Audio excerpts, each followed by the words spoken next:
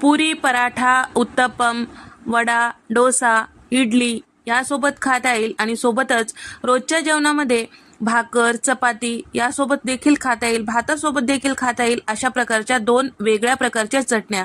त्यासाठी इथे मी कढईमध्ये साधारण 4 चमचे तेल टाकून घेतलेलं आहे आणि चमचाभर जिरे आणि मूठभर शेंगदाणे, साधारण पाव कप इतकं शेंगदाणे परतून घेतलेलं आहे।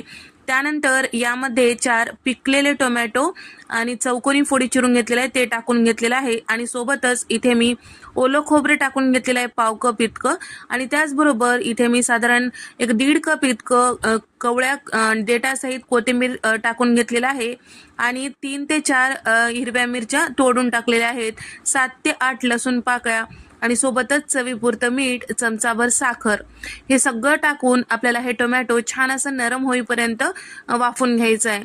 तर 1-2 मिनिटासाठी वाफून घ्यायचं आहे कमी गॅसवर। तर मधात 1 ते 2 वेळेस तुम्ही झाकण काढून मिक्स करत राहा जेणेकरून हे करपणार नाही।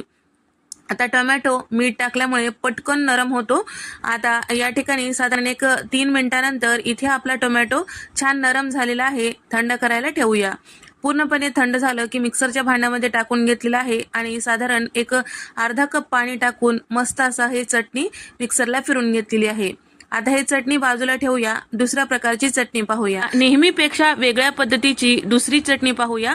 तर कढईमध्ये 4 चमचे तेल आणि 1 चमचा जिरे, 2 मध्यम आकाराचे कांदे उभ्या फोडी चिरून घेतलेले आहे ते सुद्धा परतून घेऊया।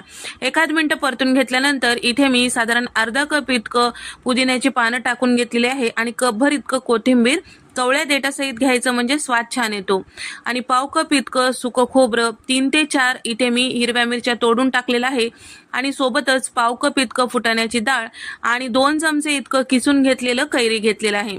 कैरीचा स्वाद या चटणीमध्ये मस्त येतो आणि थोडंसं पाणी टाकून झाकण लावून छान असं हे वाफून घ्यायचं। 1 मिनिट छान असं वाफून घेतल्यानंतर झाकण काढायचं, परत मिक्स करायचं। त्याचबरोबर चटणीला जेवढं मीठ लागतं तेवढं मीठ या ठिकाणी टाकून घ्यायचं आणि कैरीचा आंबटपणा बॅलन्स होण्यासाठी इथे आपल्याला चमचाभर साखर टाकून घ्यायचंय, झाकण लावायचंय। सगळे जिन्नस छान असं वाफल्या गेलेले आहेत। आता याला मिक्सरच्या भांड्यामध्ये टाकून घेऊया। कोमट गरम असते वेळेसच मी मिक्सरच्या भांड्यामध्ये टाकून घेतलेलं आहे आणि अर्धा कप पाणी टाकून छान असं मिक्सरला बारीक असं हे चटणी तयार करून घेतलेली आहे। तर इथे तुम्ही बघू शकता आपली चटणी तयार झालेली आहे। दोन्ही चटण्या तयार झालेल्या आहेत। आता यावर तडका देण्यासाठी तडका पॅन मध्ये मी छान असं कडकडीत तेल गरम करून घेतलेलं आहे। 4 चमचे तेल गरम करून घेतल्यानंतर यामध्ये चमचाभर राई, चमचाभर जिरे, कढीपत्त्याची पानं टाकून घेतलेलं आहे आणि सुक्या लाल मिरच्या टाकून घेतलेल्या आहे। सगळं छान असं परतून घेतल्यानंतर यामध्ये